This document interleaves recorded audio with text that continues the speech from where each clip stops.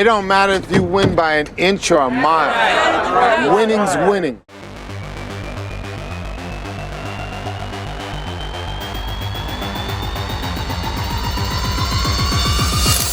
Vin Diesel est un acteur talentueux, le chouchou de ces dames et l'une des personnalités les plus brillantes d'Hollywood. Ce type bourré de testostérone et son corps surgonflé et ses rôles toujours en force et pas terrible. C'est comme ça que nous sommes habitués à le voir sur tous les écrans.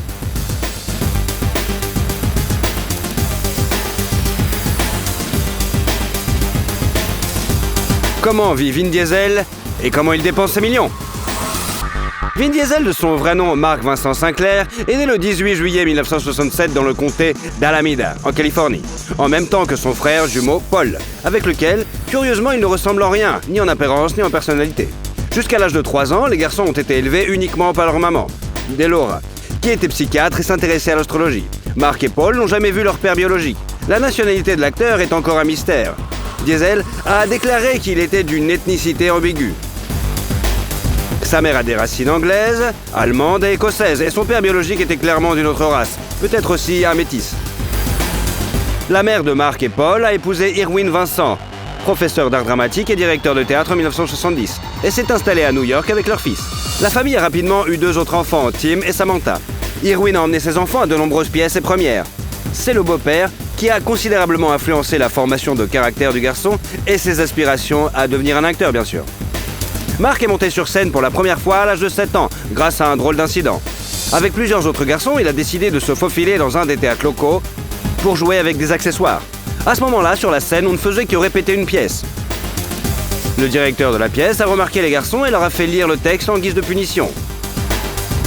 Curieusement, c'est Sinclair qui s'en sort le mieux. Le directeur lui fait alors une offre alléchante. $20 pour chaque prestation sur scène dans ses productions. La première production avec Sinclair, La Porte pour le dinosaure, est bientôt créée. La performance du garçon était si brillante qu'il a décidé de devenir acteur à partir de ce moment-là. Jusqu'à l'âge de 17 ans, Mark s'est produit sur la scène du théâtre, perfectionnant ainsi son art. Malgré le succès théâtral, la vie personnelle de l'homme n'a pas été entièrement réussie. Les chouchous de ces dames d'aujourd'hui ne suscitaient autrefois que des moqueries de la part du sexe opposé. Adolescence, il était grand et mince, ce qui lui vaut le surnom de Worm. Honteux de son physique ridicule, le futur acteur a commencé à faire de l'exercice et à se muscler régulièrement. Après quelques années, le gars est devenu un véritable athlète avec des muscles de bœuf. Après avoir quitté l'école, il a décidé qu'il ne pourrait pas gagner beaucoup d'argent dans le théâtre et, étant un homme plutôt grand et musclé, Vincent a obtenu un emploi de videur dans la boîte de nuit Tunnel à Manhattan sans aucun effort. C'est alors qu'il prend le pseudonyme de Vin Diesel et commence à se raser la tête. Parallèlement, Vin Diesel s'inscrit au Hunter College où il étudie l'anglais et la littérature classique. Pendant son temps libre, il apprend à écrire des scénarios. En 1987, il abandonne l'université et travaille fatigué dans un club et part de son New York natal pour conquérir Los Angeles, rêvant de devenir une star de cinéma. Cependant, Hollywood ne l'a pas accueilli à bras ouverts et il a dû trouver un emploi à la télévision comme vendeur dans un magasin de téléviseurs. Pendant l'année de travail, Vin Diesel s'est bien établi et a réussi à gagner un bon salaire. Ce faisant, il a travaillé dur pendant 18 heures par jour. Mais l'acteur a compris qu'un vendeur et une star de cinéma ne sont pas la même chose. Alors, il est retourné à New York.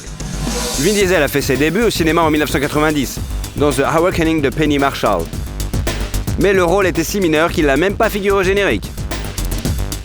Observant l'expérience douloureuse de son fils, sa mère lui offre le livre « Faire un film qui ne vaut pas plus qu'une vieille voiture », pour lui remonter le moral, lui laissant entendre qu'il peut prendre sa carrière en main. Inspiré, Diesel se lance dans l'écriture de son propre scénario. En 1994, l'acteur a réalisé un court-métrage intitulé « Multifacial », dans lequel il tenait le rôle principal, et pour lequel il a même écrit sa propre musique. Yo, I can't wait till I do enough real work, real acting work, but I don't have to sweat commercials, you know what I'm saying? You're not gonna see like Pacino doing potato chips or Denzel doing donuts. Pour la production d'un film de 20 minutes, il a dépensé $3000. Le film a été présenté au Festival de Cannes, mais il n'a pas remporté de prix important. Néanmoins, il s'agit d'un succès précoce. Après cela, Vin Diesel est retourné à Los Angeles, où il a repris son travail de vendeur de téléviseurs et a économisé de l'argent. Après cela, il a adapté le film Strays. Après 8 mois de travail acharné, l'acteur a commencé le tournage du film, dans lequel il joue aussi le rôle principal. Grâce à ce film, le jeune acteur a été repéré par le célèbre réalisateur Steven Spielberg, qui lui a proposé un rôle dans son film Sauver le soldat Ryan avec Tom Hanks et Matt Damon. Life, man, me, sir! Poison, get the kid back up there! Captain, the decent thing to do is to at least take her down the road to the next town. We're not here to do the decent thing, we're here to follow fucking orders! Sarge, take this goddamn kid! C'est le premier grand rôle de Diesel au cinéma, qui lui a valu la popularité et $100 000. Par la suite, ce film a remporté 5 Oscars, et lui et ses co-stars ont été nominés pour un Screen Actor Guild Award dans la catégorie Performance de groupe.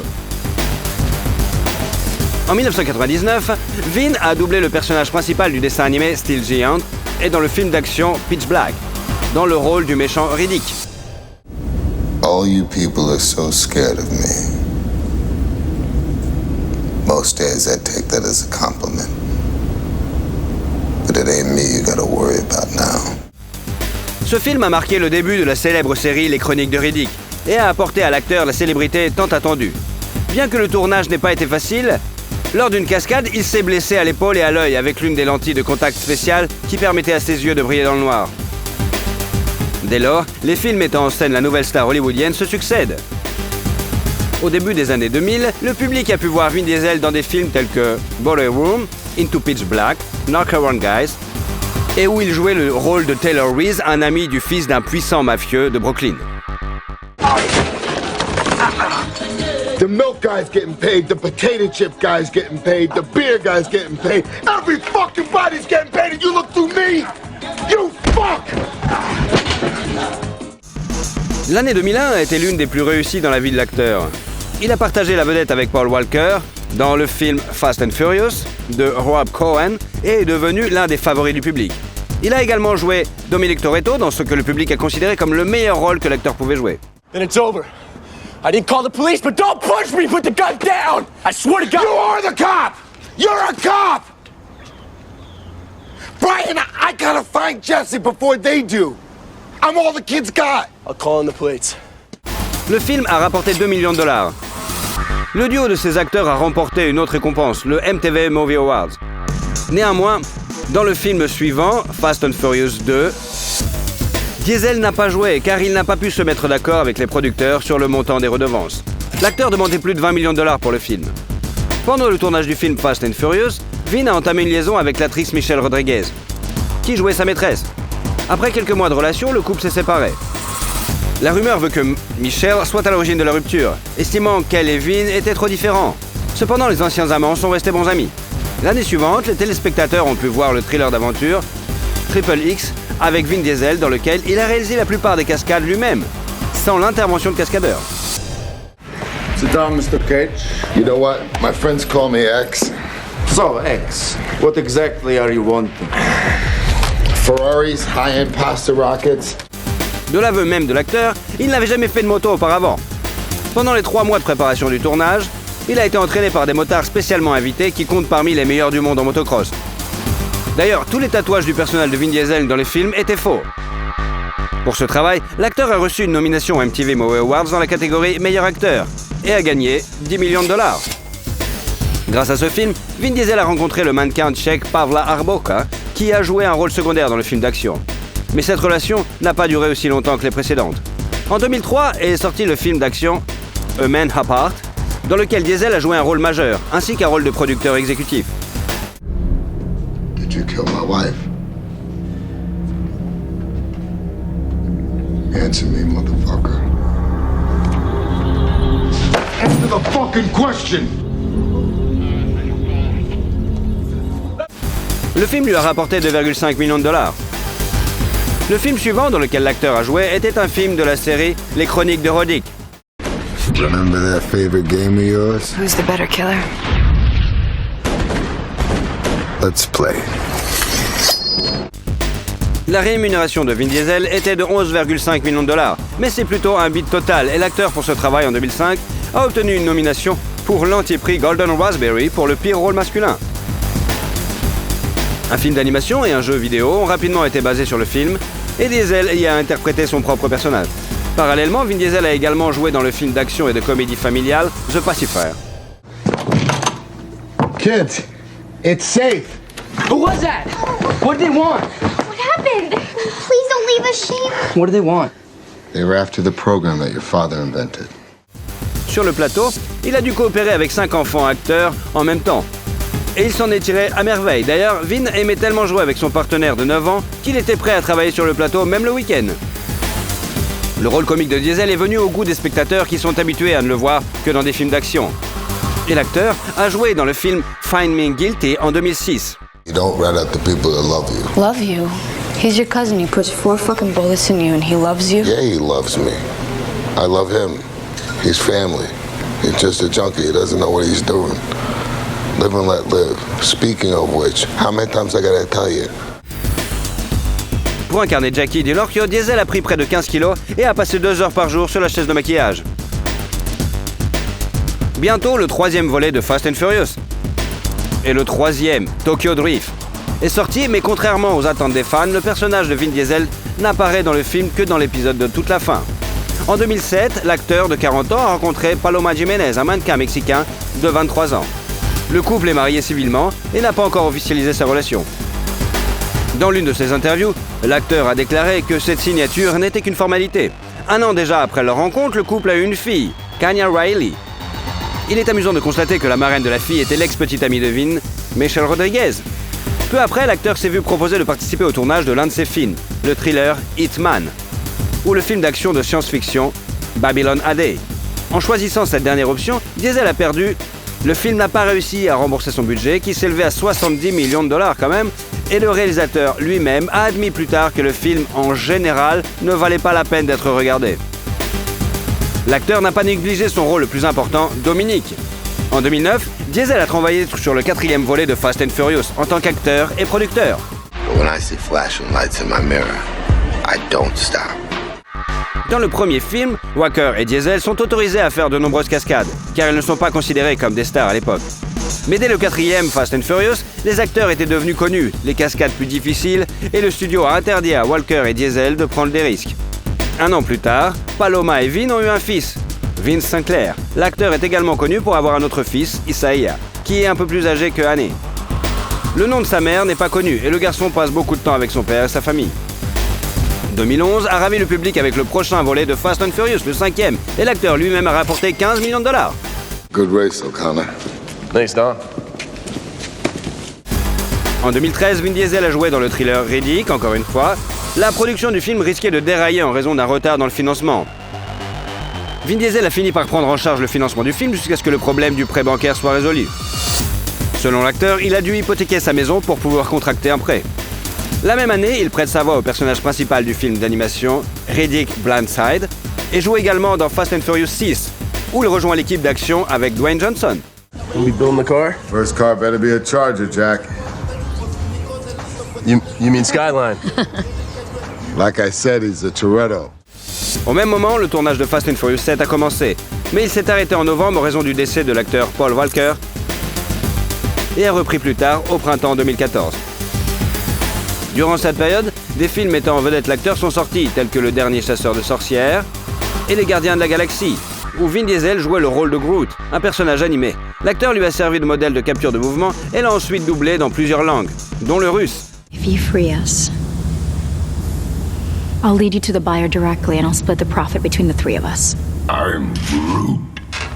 4 of us. Asleep for the danger, awake for the money, as per frickin' usual. En 2015, Vin Diesel et Paloma Jiménez ont eu leur 2e fille, Pauline, nommée d'après le défunt Paul Walker, avec qui il était très bon ami. Le film Fast and Furious 7, très attendu, est également sorti, rapportant la somme énorme de 47 millions de dollars à l'acteur. You miss the bullets. Yeah, that's messed up, huh? Brian, I've seen you jump from trains, dive from planes. Hell, I saw your courage the day I met you. Sur le plateau du projet 3X, World Domination en 2016, Vin Diesel a rencontré sa partenaire dans le film, Nina Dobrev. La séance de photos provocantes des célébrités a conduit les fans à croire qu'ils avaient une liaison. Plus tard, il a été révélé que les acteurs s'entendaient bien entre eux. En plus de ce film, d'autres films tels que Billy Lynn's Long Life Walk, à la mi-temps d'un match de football, et Guardian of the Galaxy, partie 2. En 2016, Diesel a gagné 35 millions de dollars et est devenu le 7e acteur le mieux payé de l'année. Le 8e volet de Fast and Furious, sorti sur les écrans en 2017, est resté dans les mémoires pour le conflit qui a éclaté une semaine avant la fin du tournage entre Dwayne Johnson et Vin Diesel. Car ce dernier, en tant que producteur, a annulé à la dernière minute certaines des scènes prévues par Johnson.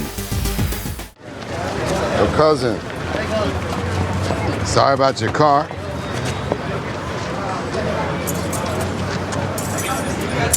Yours was too slow for a Toretto anyway. Your Impala? Are you serious? Diesel a gagné 54,3 millions de dollars pour l'année 2017. Ce qui fait de lui le troisième acteur le mieux payé de l'année. Et place également Vin Diesel en tête des acteurs dont les films ont rapporté le plus d'argent au magazine Forbes. Le revenu total des images où il a joué un rôle majeur s'est élevé à 1,6 milliard de dollars. La majeure partie de ce montant est due à Fast and Furious, bien sûr. Le box-office de la cassette a compté 1,2 milliard de dollars. En 2018, l'acteur a de nouveau prêté sa voix à son personnage de Groot dans Avengers, Infinity War. Et Avengers tout court. Et le dernier film, il a fait aussi un film d'animation, Ralph 2.0. En 2020, le film d'action de science-fiction Bloodshot est sorti et suivi un an plus tard par Fast and Furious 9, et où John Cena a rejoint le casting. L'année 2022, au mois de décembre, a vu la première de Avatar 2, où notre acteur a réintroduit son personnage. Cette année sortira le troisième volet des Gardiens de la Galaxie, qui a donné à Vin Diesel l'un des rôles principaux.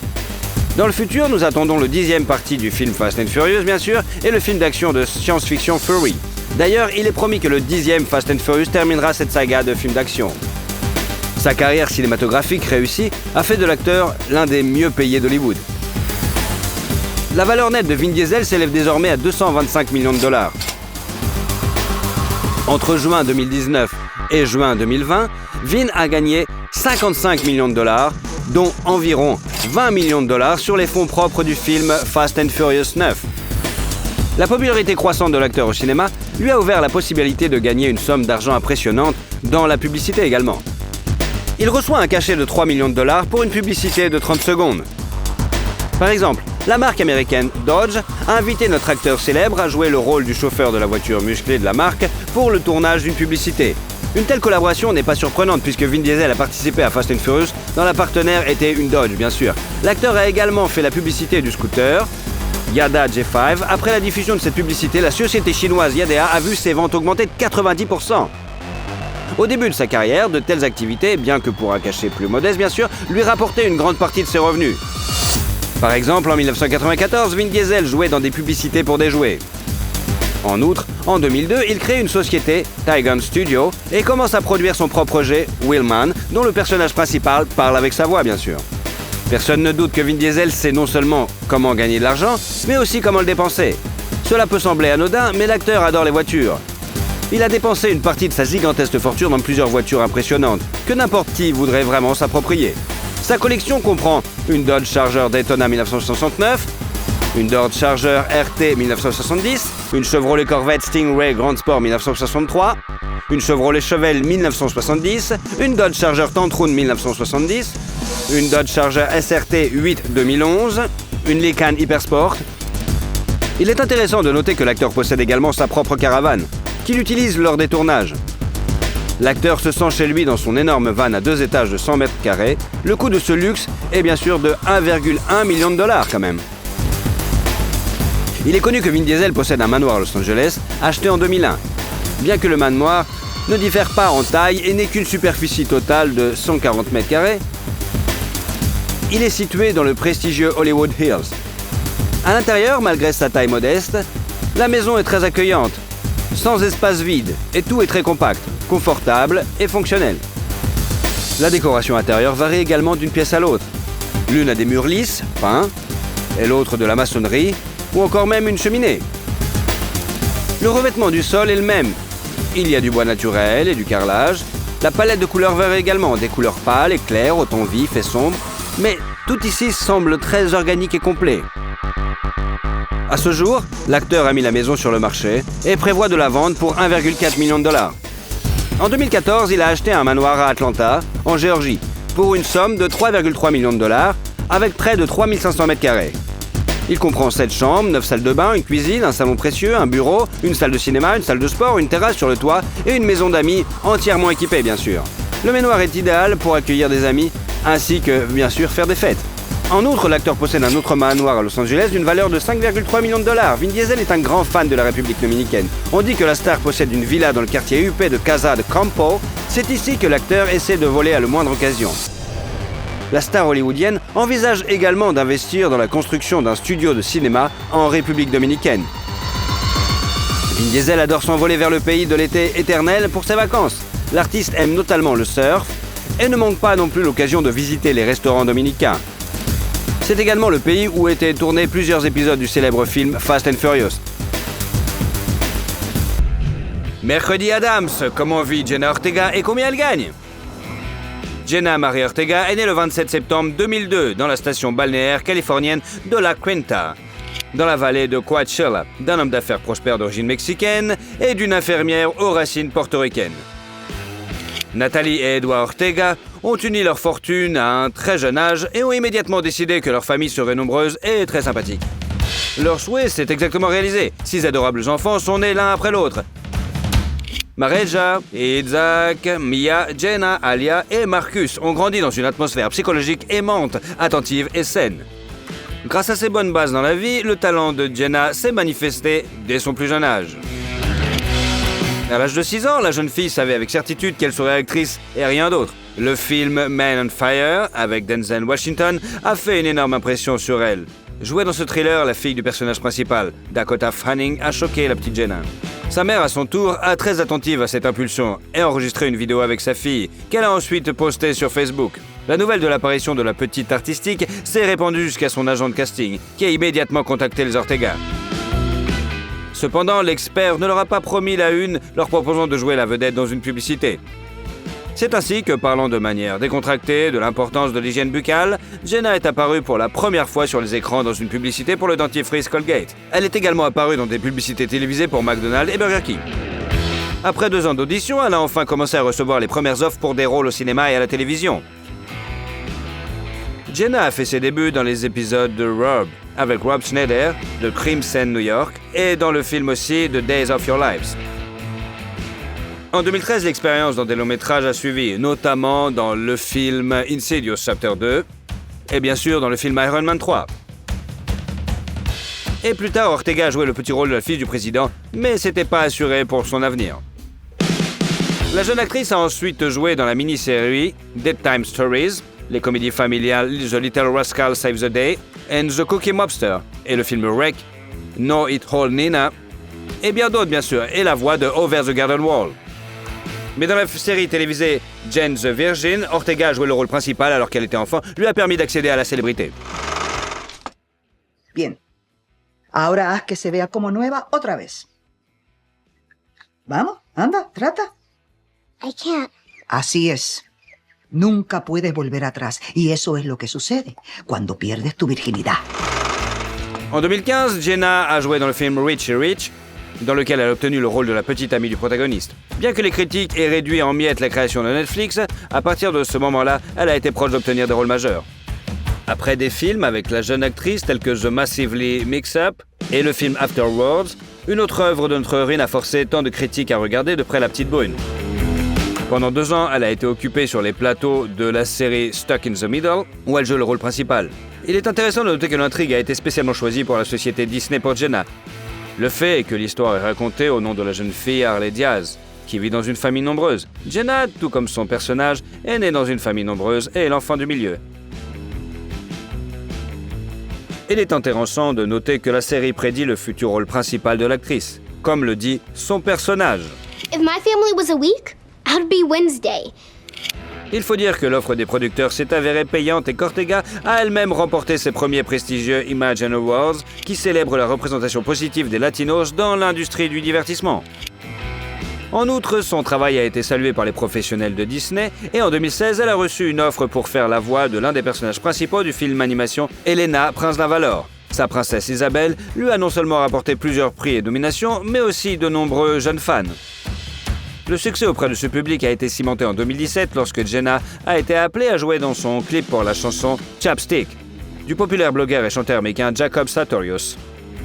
En plus d'être très lyrique, tendre et sympathique en soi, la vidéo a été accompagnée d'un soutien médiatique considérable et a gagné beaucoup de popularité. Entre-temps, des rumeurs d'une liaison entre Jenna et Jacob ont également circulé dans l'opinion publique. On ne sait pas si cette relation a réellement lieu ou s'il s'agissait d'un coup de pub. Les acteurs Isaac Presley et Usher Angel figuraient également sur la liste des petits amis potentiels de la jeune beauté. Néanmoins, la jeune fille elle-même a nié toutes les romances qui lui ont été attribuées. En général, elle protège jalousement sa vie privée et demande à ses admirateurs d'être compréhensifs. En 2018, le film Saving Flora, dans lequel joue Jenna, est sorti. Bend down, Flora. Come on, girl. There you go. Oh. It's a little rocky, so move around. L'intrigue est centrée sur une vieille éléphante de cirque qui prévoit d'être éliminée car elle n'a plus la force de se produire devant un public. La fille débrouillarde du directeur de cirque, interprétée par Ortega, décide de sauver son animal et l'emmène avec elle dans un long voyage. L'année suivante, l'actrice a joué dans la distribution principale d'une série télévisée américaine qui s'appelle You. Can you believe she put that spy software on my phone? Shit. You sure it was her? Who else would it be? So you're not gonna tell her you know? Obviously not. It's way more useful if she thinks it's still working. This is what I get for trying to out-tech a teenager. Son personnage n'a paru que dans la deuxième saison, et elle était une fille Ellie, ennuyeuse et au comportement parfois étrange. En 2020, Jenna a participé au travail sur le film d'horreur comique The Babysitter Killer Queen, en jouant l'un des rôles principaux.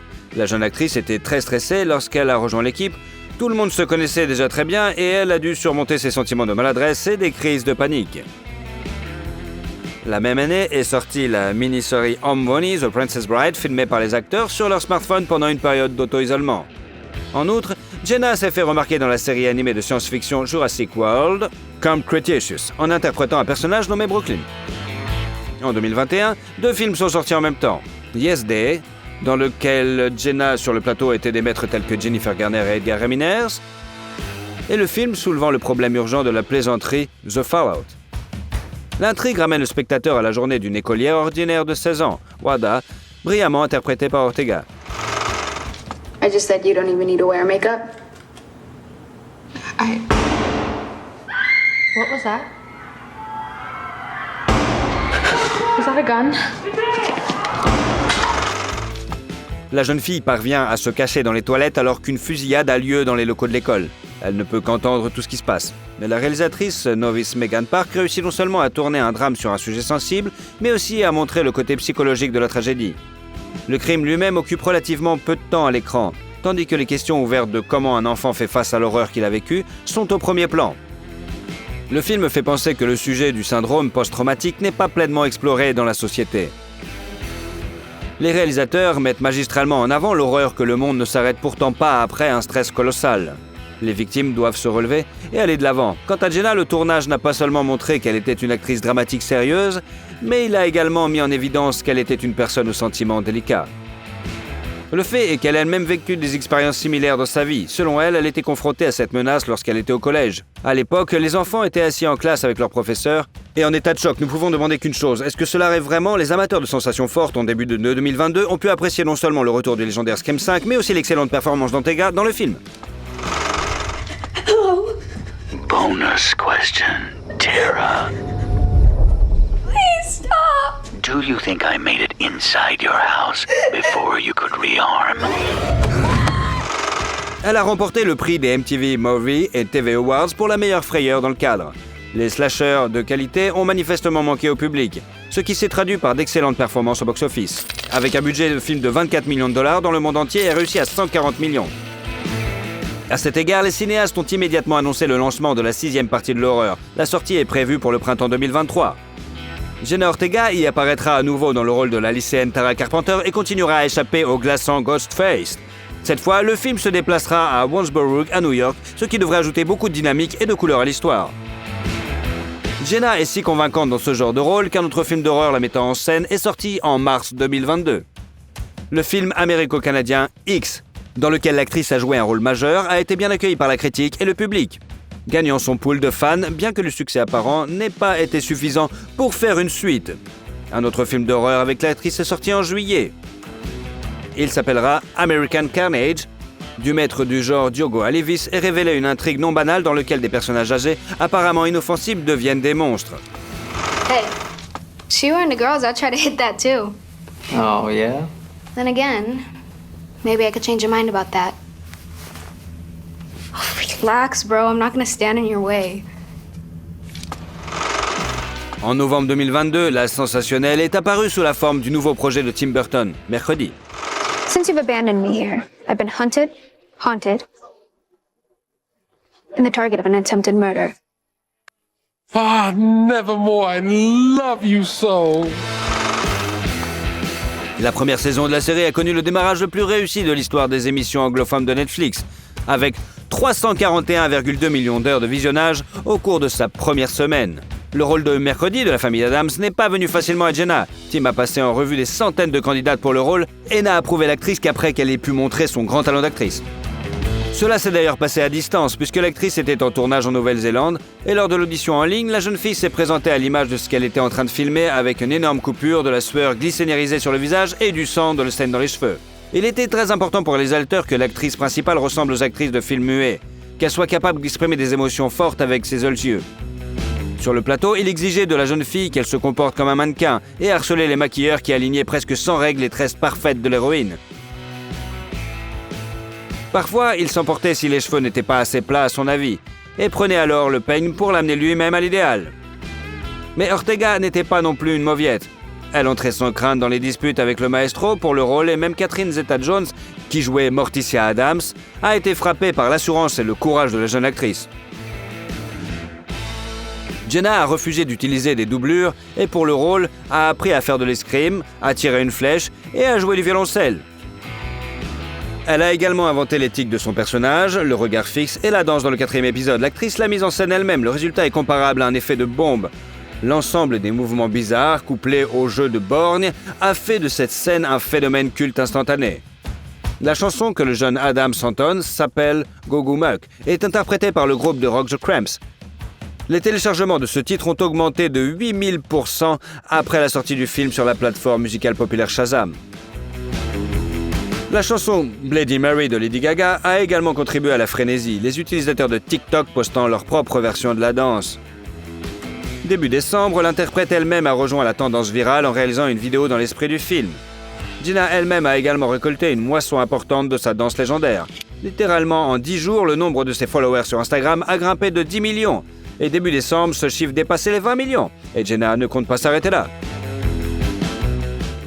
En 2023 sortira la comédie mélodramatique Miller's Girl, dans laquelle Jenna a joué avec Martin Freeman, ainsi que le film Finest Kind, qui a donné à la jeune fille l'occasion de travailler avec un professionnel aussi consommé que Tommy Lee Jones. Une fois encore, il s'agira d'un thriller. Un simple coup d'œil à la filmographie de l'actrice suffit à conclure qu'elle a un amour particulier pour ce genre sombre. Jenna admet elle-même qu'elle est attirée par le monde sombre des thrillers et des films d'horreur. Elle explique par le fait qu'elle attire les choses et des événements répugnants qui, en y regardant de plus près, s'avèrent ne pas l'être. Le tournage de films d'horreur sanglants l'a également aidé à sortir de son état de chaton agité. Elle a un jour révélé à la presse son petit secret. Enfant, elle avait l'habitude de disséquer les animaux morts qu'elle trouvait dans le jardin de sa maison. Jenna vit toujours dans la même maison à ce jour et n'a pas encore sa propre villa au bord de l'océan, ou son penthouse à la mode à New York. Mais tout est encore à venir, car maintenant sur le compte de la jeune fille a accumulé 3 millions de dollars, et compte tenu de l'énorme battage médiatique qui a accompagné la sortie de Mercredi, peut s'attendre à ce que les frais de base de l'étoile montante se précipitent vers le haut très bientôt. Les taux actuels des actrices n'ont pas été divulgués, mais nous savons que les acteurs principaux dans de tels projets Netflix reçoivent une moyenne de 40 000 $ par épisode, et dans le cas de la demande pour la série pour augmenter jusqu'à 300 000 $. Non seulement les tournages et les séries télévisées, mais aussi les contrats publicitaires génèrent des revenus. L'un d'eux est arrivé à Jenna grâce à son assiduité. Dès l'âge de 14 ans, elle a tenu un journal où elle notait les conseils des maquilleurs et des coiffeurs qui travaillaient avec elle.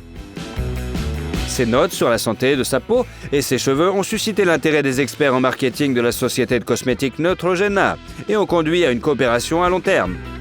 En outre, cette expérience a inspiré la jeune star à tenter sa plume sur un projet de plus grande envergure. En 2021, Jenna s'est annoncée comme un auteur en herbe. Son livre, intitulé It's All Love, se vend déjà comme des petits pains. Il s'agit essentiellement d'une petite compilation d'extraits inspirants de la vie d'une actrice présentée de la manière simple et positive. Le leitmotiv du livre est que pour chaque chute dans la vie, il y a une remontée qui est toujours possible de changer la réalité pour le mieux.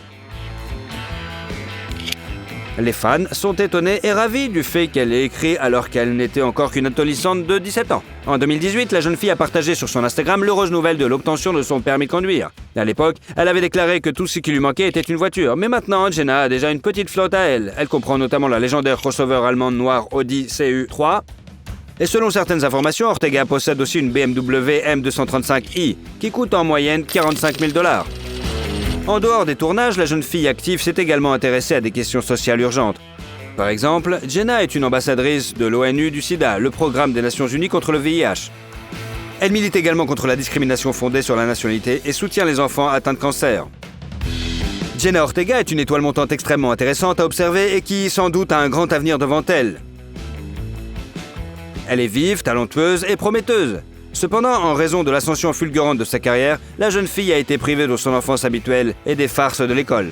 Jenna regrette maintenant beaucoup qu'il n'y ait pas eu de bal de fin d'année ou de turbulences de l'adolescence dans sa vie. C'est le prix à payer pour la popularité et le succès. Mais cela lui donne aussi l'espoir de canaliser son énergie et ses émotions non dépensées dans la créativité. Petite fille, Jenna rêvait de devenir la première femme présidente ou astronaute. Peut-être l'un de ses rêves deviendra-t-il bientôt réalité, mais dans un film. Et vous, avez-vous déjà vu le film Mercredi? I think you could have held on the last image a little bit longer. That's what I was thinking. Si vous aimez la vidéo, vous pourrez nous suivre et ne louperez jamais aucune vidéo. Alors, allez-y!